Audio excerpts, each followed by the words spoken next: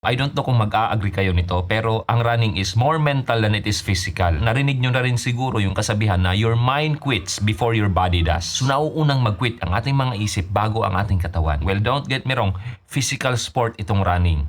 Kailangan nating mag-train physically. Kailangan nating gumugol ng oras, panahon, tumakbo, mag-strength training, at samot-saring mga program na pwede nating i-take up para matrain tayo physically. Pero ang dapat din nating pagtuunan ng pansin is yung mental side. Sa half marathon ko, by 10-kilometer mark, nandun na yung mga sakit-sakit sa katawan. Naiisip ko nang mag-quit. Andun yung tanong ko sa sarili ko na bakit ko ba ito ginagawa? Wala namang nagbabayad sa akin. Bakit ko pinahihirapan yung sarili ko?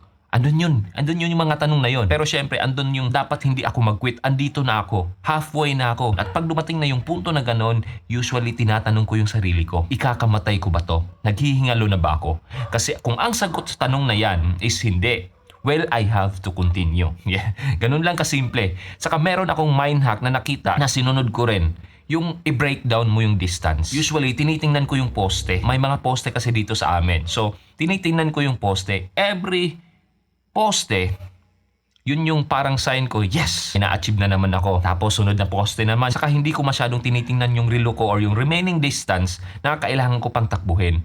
Yung poste lang yung focus ko. Kasi kung titingnan ko yung distansya na kailangan ko pang takbuhin, masyadong overwhelming. Imagine you have to still run around 10K pa or 11K pa. So masyadong malayo pa. Tapos yun nga, iniisip mo na marami ng sakit sa katawan mo, may mga iniinda ka na. So yun nga, kinukondisyon ko yung isip ko na every poste, achievement na yon. So breakdown. Saka another thing na nakatulong sa akin is yung meron kang kasama, mag-pacing. Around siguro mga 13-kilometer mark or 14-kilometer mark, meron dalawang nakasabay ko. Kasi sinasabi ko or kinukondisyon ko yung isip ko, kung kaya nitong dalawang to, ang 21K, I'm sure kakayanin ko din. So sa running talaga, pumapasok yung mental toughness. So kung nakita nyo yung video dati na kung bakit di ako nakikinig ng music habang tumatakbo is because of this. Kasi for me, kung meron kong distractions kasi nakikinig ka ng music, nakikinig ka ng podcast, sa mga training mo, hindi na ko kondisyon yung isip mo to be mentally tough. Agree or disagree? Mag-comment kayo sa baba.